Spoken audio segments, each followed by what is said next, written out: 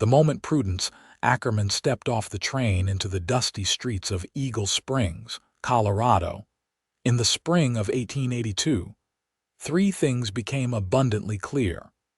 Her father's bank investment had made her the wealthiest heiress in the territory. The townspeople knew it, and someone had already set their sights on her fortune. The warm May breeze tugged at her traveling bonnet as Prudence gathered her skirts, careful not to let the fine fabric drag through the dust. At 21, she had never anticipated finding herself in such a remote corner of the West, but her father's sudden passing had left her with little choice. The telegram from the family attorney had been explicit. She needed to come to Eagle Springs to settle the considerable property investments her father had made in the region. "Miss Ackerman, I presume?" A well-dressed man approached, his suit immaculate despite the frontier surroundings. "Ethan Montgomery, attorney at law, your father's representative in Eagle Springs. Allow me to welcome you." Prudence nodded, trying to project confidence despite her exhaustion from the 3-day journey. "Thank you, Mr. Montgomery. I'm eager to settle my affairs as quickly as possible." "Of course," Montgomery said, signaling for a porter to gather her luggage. "Your father's investments have secured you quite a position in our little town. The hotel has prepared their finest suite for your stay." As they walked, Prudence felt the stares of townsfolk, some curious, others calculating. Her father had been a shrewd businessman in Philadelphia, but she hadn't expected his Western investments to create such a stir. "I should mention," Montgomery continued in a lower voice, "that word of your arrival has preceded you. Your father's banking interests here have made you something of a notable figure." "I'm simply here to settle the estate," Prudence replied firmly. "Nothing more." The attorney smiled thinly. "Nevertheless, you'll find Eagle Springs eager to welcome you, particularly some of our more eligible bachelors." Before she could respond, a commotion erupted ahead. A horse had bolted in the street, dragging a wagon dangerously close to where they stood. People scattered and Prudence froze, unsure which way to move. Suddenly, strong hands grabbed her waist, lifting her bodily from the path of danger just as the runaway horse thundered past. Prudence found herself pressed against a solid chest, the scent of leather and open prairie filling her senses. "You all right, madam?" A deep voice rumbled. Prudence looked up into eyes the color of a summer storm, gray, blue, and intense. The man who held her wore no fancy suit, just worn denim, a faded red bandana, and a dust-covered Stetson. His face was tanned from the sun, with several days' worth of stubble shadowing his jaw. Yes, thank you," she managed, stepping back once her feet found solid ground again. "Wade Fitzgerald," the man said simply, tipping his hat. "Best watch yourself on these streets. Not everything in Eagle Springs is as civilized as folks pretend." Montgomery cleared his throat loudly. "Mr. Fitzgerald, this is Miss Prudence Ackerman, daughter of the late Jonathan Ackerman." Something flickered in the cowboy's eyes, recognition, perhaps wariness. "The banking man from back east?" "Yes," Prudence replied. "My father." Wade Fitzgerald studied her for a moment longer than propriety allowed. "Well, Miss Ackerman, welcome to Colorado territory. I suspect your arrival will change things around here considerably." Without elaboration, he turned and strode away, his spurs jangling softly with each step. "You'll have to excuse Fitzgerald," Montgomery said with obvious distaste. "He runs a modest cattle operation outside of town." Not exactly the refined sort. Prudence watched the cowboy's retreating figure, oddly intrigued. "He seemed perfectly civil to me, Mr. Montgomery, and he did just save me from potential harm." "Indeed. Now let's get you settled." The hotel was the grandest building in Eagle Springs, which wasn't saying much. Still, Prudence's suite was comfortable, with a view of the mountains that took her breath away. After refreshing herself, she sat at the writing desk to review her father's papers that Montgomery had provided. The extent of her inheritance was staggering. Her father had purchased the local bank, several business properties along Main Street, and a large tract of land outside town that was rich in both grazing potential and, according to the survey reports, possibly silver as well. It seemed Jonathan Ackerman had been preparing to transform Eagle Springs into a prosperous outpost before his heart had failed him. A knock at her door interrupted her reading. A hotel servant delivered a calling card and bouquet. "Mr. Sebastian Harrington sends his compliments, miss, and requests the honor of escorting you to dinner this evening." Prudence didn't know any Sebastian Harrington, but she wasn't particularly surprised. News traveled fast in small towns. "Please tell Mr. Harrington I'm indisposed this evening, but thank him for his kind attention." No sooner had she declined that invitation than another arrived, then another. By nightfall, 4 different men had sent flowers and dinner invitations. Prudence rejected them all, preferring to dine alone in her room while she sorted through her thoughts. The next morning, she met with Montgomery at his office to discuss the formal transfer of her father's holdings. "Most of the paperwork is straightforward," the attorney explained. "However, there are certain considerations regarding the land holdings." "What considerations?" Prudence asked. Montgomery shifted in his chair. "The territorial governor has certain requirements about land development. As a single woman, you might find it challenging to manage such extensive properties without assistance." Prudence straightened her spine. "I assure you, Mr. Montgomery, I'm fully capable of managing my father's affairs. I helped him in Philadelphia for years." Of course," Montgomery backpedaled. "It's just that out here, things operate differently. The council is particularly concerned about the water rights on your property, which are crucial to several ranches in the area." Before she could respond, the office door opened, and a well-dressed man entered without knocking. Tall, with carefully styled hair and an expensive suit, he smiled broadly at Prudence. "Ah, Miss Ackerman, Sebastian Harrington at your service." He strode forward and took her hand before she could object. "I'm delighted to finally meet you." "Mr. Harrington owns the Mercantile," Montgomery explained. "He's also our mayor."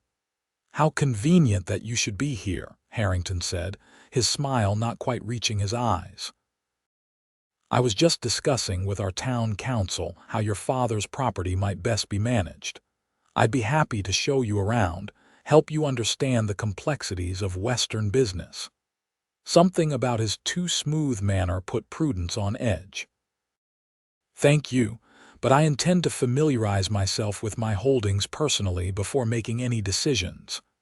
"Admirable, but perhaps impractical," Harrington countered. "A woman alone in these parts, well, it presents certain challenges."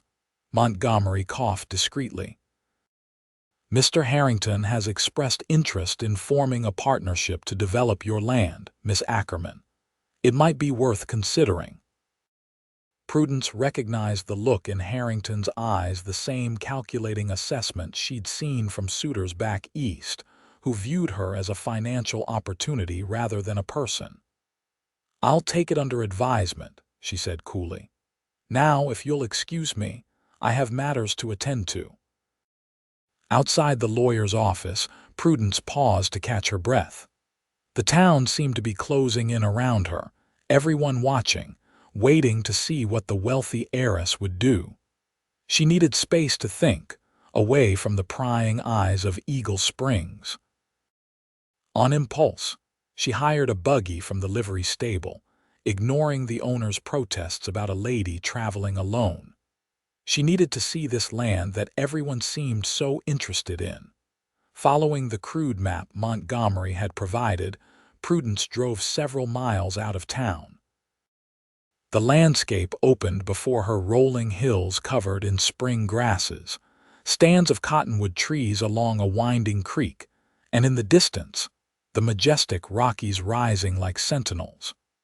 It was beautiful in a wild, untamed way that Philadelphia could never match. As she crested a hill, Prudence spotted a rider in the distance, moving cattle across a meadow. Even from afar, she recognized the easy, confident seat of the man who had rescued her the day before. Impulsively, she directed her buggy toward him. Wade Fitzgerald noticed her approach and rode to meet her, his expression guarded. "Miss Ackerman, bit far from town, aren't you?" "I wanted to see my property," she replied. "I understand it borders yours." Something flickered in his eyes. "That it does. Your father bought up Taylor Creek and the North Pastures last year. Good grazing land." "You don't seem pleased about that," Wade shrugged. "It's not my business to be pleased or not about who owns what, but I will say your father never visited once after buying that land. Just had his lawyer handle everything." "My father was ill," Prudence defended. "He intended to develop his investments here, but his heart failed before he could." Wade's expression softened slightly. "I'm sorry for your loss, truly." "Thank you." Prudence glanced around at the open country. "It's beautiful here, different from anything I'm accustomed to." "It grows on you," Wade admitted. "Though it's not for everyone. Winters are harsh, summers can be brutal, and there's not much in between sometimes. Yet you stay." A ghost of a smile crossed his face. "I stay because I can't imagine being anywhere else. This land gets in your blood." Prudence found herself studying him, the way the sun highlighted the auburn tones in his hair, how his eyes seemed to reflect the vast sky above them. He was nothing like the polished men of Philadelphia society, yet there was an authenticity about him that was compelling. "I understand Sebastian Harrington has been expressing interest in your property," Wade said, changing the subject. Prudence raised an eyebrow. "News travels fast." "Small town. Harrington doesn't do anything quietly, especially when it involves money." "He seems eager to help me manage my affairs," Prudence said dryly. Wade's jaw tightened. "I'll bet. Harrington's been trying to control the water rights in this valley for years. Your father's purchase threw a wrench in his plans. Now he sees you as his opportunity. For the water rights, for everything. The land, the bank, the businesses in town. Harrington wants to own Eagle Springs, and your inheritance stands in his way. Unless he marries me," Prudence finished, the realization dawning. "That's why he's so attentive." Wade nodded grimly. "I'd wager my best horse on it. He's not the only one with that idea either." "You'll find yourself mighty popular around here, Miss Ackerman, but it won't be for your conversation." The bluntness of his assessment should have offended her, but Prudence appreciated his honesty. "I've dealt with fortune hunters before, Mr. Fitzgerald. Philadelphia has its share of opportunists." "Maybe so, but out here the stakes are higher and the rules are different." Wade glanced at the position of the sun. "It's getting late. You shouldn't be out alone this close to dusk. Allow me to escort you back to town." Prudence started to protest, but thought better of it. The territory was still wild, and she was unfamiliar with the dangers. "Thank you. I'd appreciate that." As they traveled, Wade pointed out landmarks and told her about the area's history. He'd been in Colorado since he was 17, he explained, working cattle drives before saving enough to buy his own small spread 5 years ago. "It's not much compared to the big operations," he admitted, "but it's mine, free and clear. I run about 200 head, with room to grow if the weather and the market cooperate." Prudence found herself captivated by his quiet passion for his land and his life. Unlike Harrington's polished performance, Wade spoke plainly but with deep conviction. At the edge of town, he tipped his hat. "Miss Ackerman, a word of advice, if I may. Be careful who you trust here. Not everyone's intentions are what they seem. Including yours, Mr. Fitzgerald, she challenged gently. A smile tugged at the corner of his mouth. I make no claims to be anything other than what you see, Miss Ackerman. Just a rancher trying to make his way.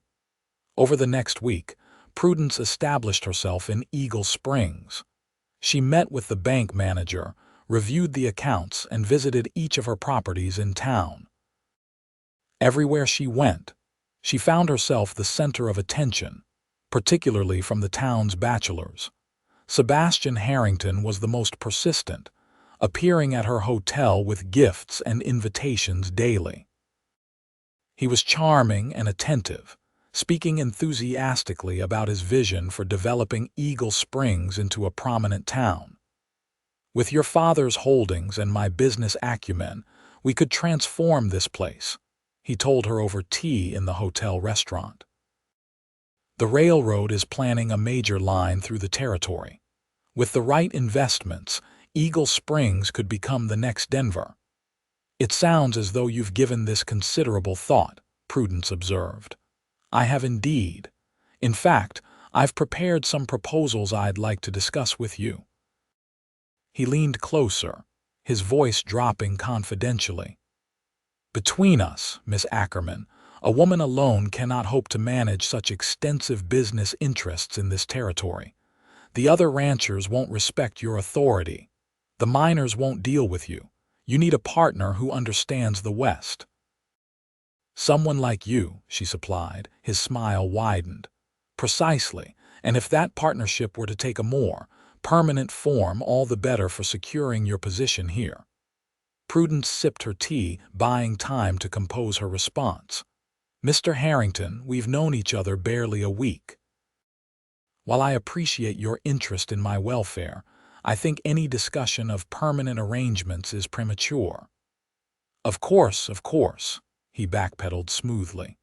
But do consider my business proposal at least. I've taken the liberty of having some papers drawn up. He produced a thick envelope from his jacket. Prudence accepted it with a noncommittal smile, though inwardly she had no intention of agreeing to anything without thorough investigation. Later that afternoon, as Prudence was returning from the bank, she encountered Wade Fitzgerald loading supplies into his wagon outside the general store. Their eyes met briefly, and she found herself walking toward him before she'd consciously decided to do so. "Mr. Fitzgerald," she greeted him. "How are your cattle faring?" "Well enough, Miss Ackerman," he replied, tipping his hat. "And how are you finding our little town?" "Interesting," she said with a small smile. "Everyone is exceedingly helpful." Wade's eyes crinkled slightly at the corners. "I'll bet they are." "Mr. Harrington has presented me with a business proposal," she said, holding up the envelope. "He seems quite determined that I cannot manage my affairs without a man's guidance." "Harrington's determined about a lot of things," Wade said, his voice neutral but his eyes watchful. "Particularly when it comes to expanding his influence." Prudence glanced around the busy street, aware of curious eyes upon them. "Mr. Fitzgerald, I find myself in need of an objective perspective on my property holdings, someone not connected to the town's business interests. Would you be willing to ride with me tomorrow to view the boundaries? I would compensate you for your time, of course."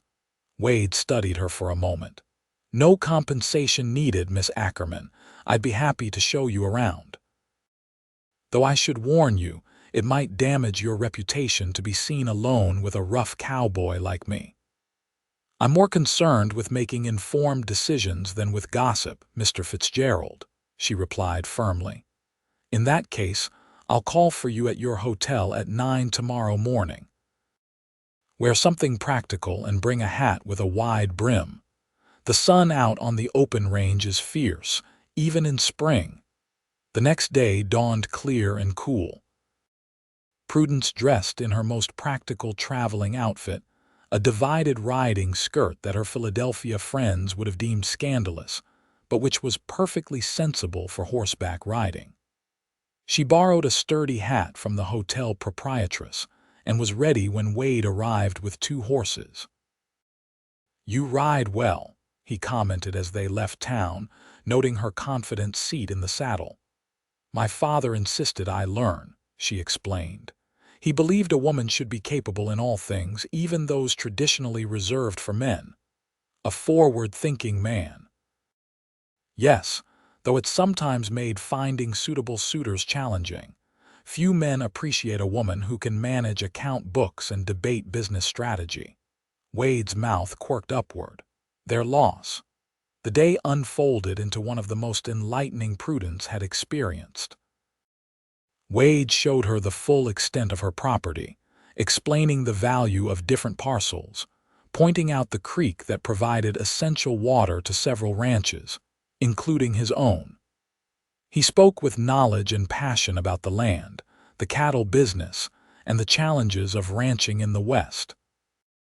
"This is the area Harrington is most interested in," Wade said as they stopped atop a ridge overlooking a verdant valley. "Taylor Creek feeds the entire eastern basin. Whoever controls this water controls half the county's ranching operations." Prudence frowned. Mr. Harrington's proposal mentioned damming part of the creek to create a reservoir. He claims it would benefit everyone by ensuring water during drought years. Wade shook his head. A dam would benefit Harrington and his friends who own the northern properties. The rest of us, the smaller ranchers downstream, would be at his mercy. He could charge whatever he wanted for water access, or cut us off entirely if we didn't cooperate with his plans. That's not how he presented it. I'm sure it wasn't. Wade's expression grew serious. "Miss Ackerman, I don't mean to speak ill of your suitor. He is not my suitor," Prudence interrupted firmly. A flash of something that might have been relief crossed Wade's face. "Nevertheless, Harrington presents himself well. He's educated, successful, and knows how to charm. But the people in this valley, the working folks, the small ranchers, the homesteaders, they depend on fair access to water and grazing land. Your father's purchase actually protected that access. If Harrington gains control, many families will suffer." Prudence considered his words carefully. "What would you do if this land were yours?" "I'd maintain the water rights as common access, with reasonable fees based on usage. I'd develop the grazing land sustainably, maybe introduce better breeding stock to improve the valley's herds. And I'd be cautious about mining. Silver brings quick wealth, but leaves long-term damage if not managed properly." His vision was thoughtful and balanced, not focused on rapid profit, but on sustainable growth that would benefit the community as well as the landowner. It resonated with the principles her father had taught her. As they rode back toward town in the golden afternoon light, Prudence found herself sharing stories of her life in Philadelphia, her education, and her father's business. Wade listened attentively, asking insightful questions that revealed his own keen intelligence despite his lack of formal schooling. "My father would have liked you, Mr. Fitzgerald," she said as the town came into view. "He valued honest work and independent thinking above social polish." "He sounds like a man I would have respected," Wade replied. "And please call me Wade. Mr. Fitzgerald makes me feel like I should be wearing a suit and sitting behind a desk."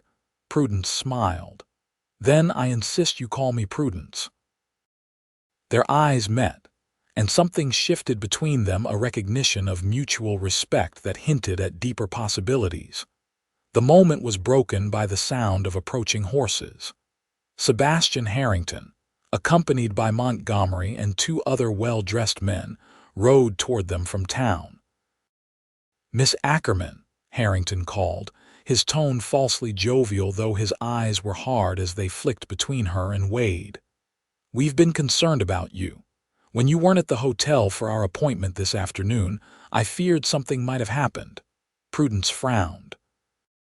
"I had no appointment with you today, Mr. Harrington. But my note, I sent it round this morning. About reviewing the proposal. Harrington's face registered calculated concern. Perhaps there was a misunderstanding. In any case, it's fortunate we found you. It's hardly appropriate for you to be out alone with. His gaze dismissed Wade. Certain elements. Wade's expression remained neutral, though Prudence noticed his hand tightening slightly on the reins. Mr. Fitzgerald has been kind enough to show me my property holdings, Prudence said coolly. I find his knowledge of the land invaluable. Fitzgerald is hardly qualified to advise on matters of property development, Montgomery interjected. His own operation is modest at best. Perhaps that's precisely why I value his perspective, Prudence replied. He understands the practical realities of ranching in this valley, not just theoretical profits on paper. Harrington's smile thinned. Nevertheless, my dear Miss Ackerman, there are appearances to consider. A woman in your position must be careful about the company she keeps. People talk. Let them, Prudence said firmly. Now, if you'll excuse us, Mr. Fitzgerald was escorting me back to town. Harrington didn't move his horse. Actually, I'd hoped to discuss my proposal with you this evening. I've arranged a private dinner at the hotel. I'm afraid I already have plans, Prudence improvised. Perhaps another time. As they rode past the fuming Harrington, Wade leaned slightly toward her. You don't actually have plans, do you? I do now, she replied quietly. I suddenly find myself in desperate need of dinner companion who won't try to acquire my property over dessert. A slow smile spread across Wade's face. I know just the place. Instead of the hotel, Wade took her to a small, family-run restaurant on the edge of town. The food was simple but delicious, and the atmosphere relaxed and welcoming. The owner, an Italian immigrant named Giuseppe, treated Wade like family and extended that warmth to Prudence. I've never had such wonderful pasta, she said as they shared a bottle of surprisingly good red wine. How did you discover this place? Giuseppe's son Marco works for me during calving season, Wade explained. When his wife was ill last winter, I helped get the doctor to them during a snowstorm. They've insisted on feeding me regularly ever since. It was a side of Wade she hadn't seen, his quiet generosity, and the respect he commanded not through wealth or position but through character. Throughout the evening, Prudence found herself drawn to his unpretentious intelligence and dry humor. He told stories of cattle drives and frontier adventures that made her laugh, and listened with genuine interest when she shared her own experiences. As he walked her back to the hotel, the night air cool and clear around them, Prudence realized she'd never felt so comfortable with anyone before. With Wade, she didn't need to guard her words or pretend to be less knowledgeable than she was. He valued her mind as much as her company. At the hotel entrance, he paused. Harrington won't take kindly to being refused, he warned. Men like him aren't accustomed to hearing no. I'm not afraid of Sebastian Harrington, Prudence said, though part of her recognized the potential danger in antagonizing the town's most powerful man. Maybe you should be, Wade said quietly. Just be careful, Prudence. The way he said her name sent a small thrill through her. I will. Thank you for today, Wade, for everything. For a moment, she thought he might take her hand or perhaps even kiss her. Instead, he tipped his hat respectfully. Good night, Miss Ackerman. The next morning, Prudence woke to a commotion outside her window. Looking down onto the street, she saw a crowd gathering around her bank. Dressing quickly, she hurried downstairs and across the street. Montgomery met her at the door, looking grave. Miss Ackerman, I'm afraid there's been a development. Several major depositors have withdrawn their funds overnight, citing concerns about the bank's stability under its new ownership. What? That's absurd. The bank is completely solvent. Nevertheless, rumors spread quickly in a small town. People are nervous. Inside, Customers lined up to withdraw their savings, panic evident on their faces. Prudence straightened her shoulders and approached the bank manager. "Mr. Collins, how bad is it?" The manager looked harried. "If the withdrawals continue at this rate, we'll exhaust our cash reserves by noon." Prudence thought quickly. Send a telegram to the Denver bank, request an emergency transfer of funds, and prepare a statement showing our financial position for the last 3 quarters. I want it posted outside within the hour. As she worked to stabilize the situation, Prudence couldn't help wondering about the timing of the panic. Who would benefit most from undermining her position in town? Her question was answered that afternoon when Sebastian Harrington appeared at the bank, ostensibly to check on the situation. "A terrible business," he said, clucking his tongue sympathetically. "Banking is such a delicate matter of confidence. Once that's shaken—" "How curious that the confidence was perfectly solid until yesterday," Prudence replied, watching him carefully. "Right after I declined your dinner invitation." Harrington's expression didn't change, but something cold flickered in his eyes. "A coincidence, I'm sure. However, I might be able to help. As a prominent businessman, my public support could restore confidence quickly. Perhaps we should reconsider my proposal." "You mean your attempt to gain control of my property through marriage?"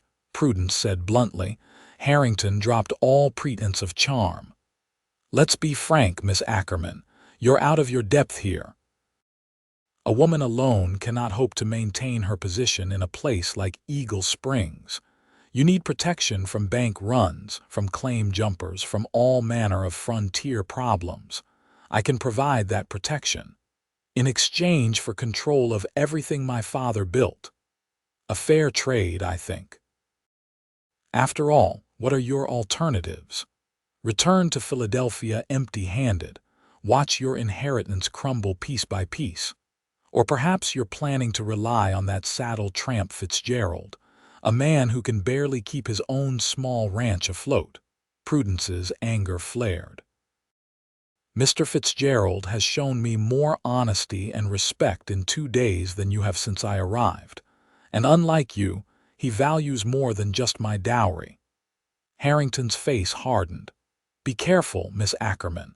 The West can be dangerous for those who make the wrong enemies." With that thinly veiled threat, he left. Prudence managed to stabilize the bank situation by personally meeting with major depositors and displaying the bank's solid financial records. The emergency funds from Denver arrived the next day, further calming the panic. But she knew Harrington wouldn't stop there. Her instinct proved correct when Montgomery called on her the following morning with disturbing news. "There's been a challenge to your property title," he explained uncomfortably. "It seems there may have been irregularities in how your father acquired the Taylor Creek parcel." "What irregularities?" Prudence demanded. "My father was meticulous about legal matters." Montgomery shuffled papers.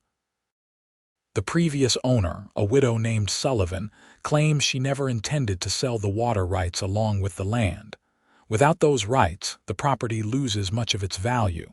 This is absurd. The deed clearly includes all water rights." "Yes, well, Mrs. Sullivan now claims she didn't understand what she was signing, and given that she's an elderly widow." Montgomery spread his hands apologetically. "It's her word against the documentation." Prudence's suspicions crystallized. "And I suppose Mr. Harrington is representing Mrs. Sullivan in this matter?" "Not officially, but he has taken an interest in her situation. There will be a hearing before the territorial judge next week." After Montgomery left, Prudence sat at her desk, trying to think clearly through her anger. Harrington was systematically attacking her position, first the bank, now her property. What would be next? A knock at her door interrupted her thoughts. To her surprise, Wade stood in the hallway, his expression grim. "May I come in? What I have to say shouldn't be overheard." Once inside, he wasted no time. 3 of my men were jumped last night at the Silver Dollar. The attackers told them to deliver a message that I should stay away from Harrington's woman if I want to keep my ranch intact. Prudence gasped. That's outrageous. Are your men all right? Bruised but whole. They gave better than they got. A ghost of pride crossed his face before sobering again. Prudence, Harrington is dangerous. He's not just after your property, he wants to own you, and he'll remove any obstacle in his path. Including you, she said quietly, suddenly afraid for him. Wade, I'm so sorry. This is my fault. It's not your fault that Harrington is a snake, Wade said firmly. But you need to be careful. He controls the town council, the sheriff, even the judge who will hear your property case. Then what can I do? I won't give in to his demands. Wade paced the small sitting room. There might be a way. Mrs. Sullivan, the woman challenging your water rights, she used to be my neighbor. Her husband Frank was a good man who helped me when I first arrived here. Before he died, he told me something that might help us. What is it? Frank Sullivan kept detailed records of all his business dealings. He was as meticulous as they come. If Mrs. Sullivan did knowingly sell those water rights, Frank would have documented it. And I think I know where those records might be. Hope flickered in Prudence's chest. Where? The Sullivan homestead, about 10 miles north of town. Mrs. Sullivan moved to her daughter's place after Frank died, but the old cabin is still standing, if Frank's strongbox is still there. We need to find it, Prudence said decisively, already reaching for her hat. It's not that simple. Harrington's men will be watching you and me. If we're seen leaving town together, they'll follow us. Then we'll need a diversion, Prudence said, thinking quickly. What if I'm very publicly seen boarding the eastbound train? Harrington would assume I'm giving up and returning to Philadelphia. Wade considered the idea. It might work. The train stops at Peterson's Crossing for water before continuing east. You could disembark there, and I could meet you with horses. The plan took shape quickly. Prudence would publicly announce her intention to return east to gather resources for her legal battle. She would board the afternoon train with her luggage, while Wade would ride ahead to Peterson's Crossing to wait for her. As Prudence prepared to leave the hotel, a note arrived from Sebastian Harrington. I understand you're departing today. A wise decision, though temporary, I hope. Perhaps when you return, you'll find my offer more appealing. The West is changing, Miss Ackerman. Those who adapt will prosper. Those who resist will be swept aside. S.H. The arrogance of the man only strengthened Prudence's resolve. At the train station, she made sure she was seen by several of the town's most notorious gossips as she purchased her ticket and boarded with her luggage. True to plan, she disembarked at Peterson's Crossing, a tiny way station 15 miles east of Eagle Springs. Wade waited with horses, his face breaking into a relieved smile when he saw her safely off the train. Any problems? He asked as he helped her mount. None. Harrington sent a note practically gloating about my departure. He thinks he's won. Wade's eyes darkened. Not yet, he hasn't. They rode hard, taking a circuitous route to avoid being seen from the main roads. By sunset, they reached the abandoned Sullivan homestead, a small but solid cabin nestled against a hillside. Frank built this place with his own hands, Wade said as they approached. Finest craftsmanship in the county. Inside, the cabin was dusty but intact. They searched methodically, checking floorboards and wall panels for hiding places. As darkness fell, they worked by lantern light, increasingly aware that they might not find what they sought. Wait, Wade said suddenly, running his hand along a section of the stone hearth. Frank once mentioned something about keeping valuables where fire couldn't reach them. He pressed against the stones, and to their amazement, a section of the hearth slid aside. revealing a hidden compartment containing an iron box. Inside, they found exactly what they needed: Frank Sullivan's meticulous records, including detailed notes about the sale of the property to Jonathan Ackerman. The documentation explicitly stated that all water rights were included in the transaction, with the price adjusted accordingly. Most damning of all was a letter from Mrs. Sullivan herself, thanking Ackerman for his fair price and expressing satisfaction with the deal. "This proves Harrington put her up to the challenge," Prudence said triumphantly. "The judge will have to rule in my favor." Wade nodded, relief evident on his face. "We should stay here tonight. It's too dangerous to travel these roads after dark." They made the cabin as comfortable as possible, building a small fire against the spring chill. Sitting side by side before the hearth, exhaustion and triumph mingling, Prudence found herself studying Wade's profile in the flickering light. "Thank you," she said softly, "for risking so much to help me." Wade turned to face her, his eyes reflecting the firelight. "You're worth the risk, Prudence." "Why?" she asked, needing to hear his answer. "My dowry isn't so different from my property. Most men would want one as much as the other." "I don't want either," Wade said simply. "I want something far more valuable." "What's that?" His hand found hers in the firelight. "Your heart, if you're willing to share it. I've got land enough for my needs. Never wanted more than I could work with my own hands.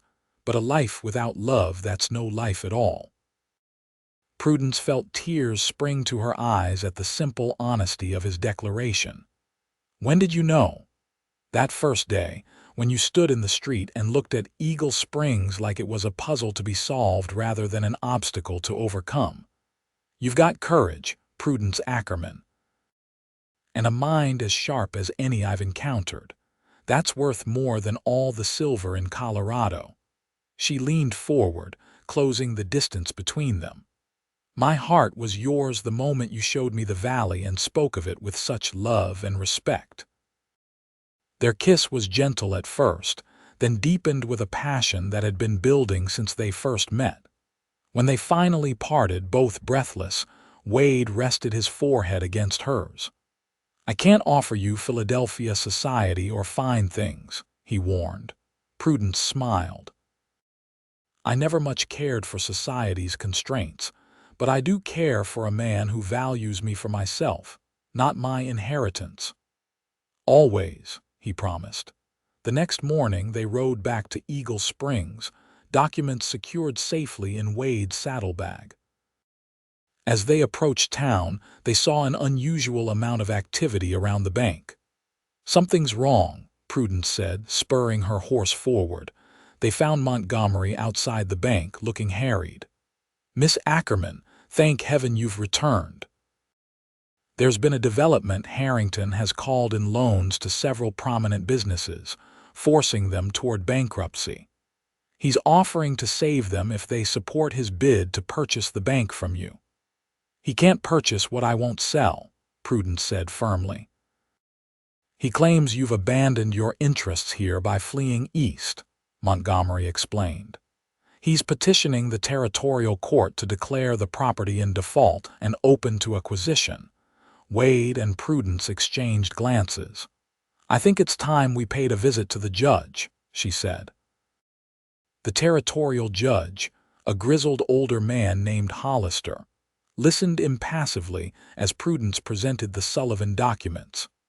When Harrington arrived, blustering about her supposed flight from town, Judge Hollister silenced him with a raised hand. "These papers appear to be in order, Mr. Harrington. The water rights were legally transferred and your client, Mrs. Sullivan, acknowledged as much at the time. Your petition is denied." Harrington's face flushed with anger. "This is absurd." She clearly conspired with Fitzgerald to fabricate evidence. "Be careful, Harrington," the judge warned. "Accusations of that nature could constitute slander, and I've known Frank Sullivan's handwriting for 20 years. These are his records, right enough." Harrington turned his fury on Prudence. This isn't over, Miss Ackerman. There are other ways to acquire property in the territories. Is that a threat, Mr. Harrington? Wade stepped forward, his voice dangerously calm. Stay out of this, Fitzgerald. You're nothing but a saddle tramp who got lucky with a land grant. That may be, Wade acknowledged. But I know something you don't seem to understand. Out here, a man's word is his bond. Break it, and you lose the respect of your neighbors. Threaten a woman, and you lose a lot more than respect. Several men who had gathered to watch the confrontation moved to stand behind Wade ranchers, miners, and shopkeepers who had suffered under Harrington's scheming. Harrington looked around, suddenly aware that the power dynamics had shifted. This isn't over, he repeated, though with less conviction, before stalking away. In the days that followed, Prudence took decisive action to secure her position in Eagle Springs. She restructured bank loans to be more favorable to small businesses and ranchers. She established clear, fair rates for water usage from Taylor Creek. And she invested in improvements to the town that would benefit everyone, not just the wealthy elite. Word of Harrington's scheme spread, and his influence began to wane. When evidence emerged that he had bribed officials and falsified records in previous land deals, his remaining supporters abandoned him. Within a month, he sold his businesses and left Eagle Springs for good. As spring turned to summer, Prudence found herself embracing life in the West with an enthusiasm that surprised her. The wide open spaces, the honest work, the sense of building something meaningful, it all resonated with her more deeply than Philadelphia society ever had. Wade courted her properly, with Montgomery's reluctant blessing.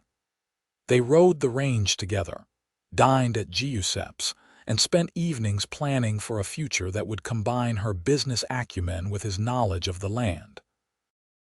On a perfect June evening, Wade took her to his favorite spot on his property, a hilltop overlooking both their lands, with the mountains painted gold by the setting sun.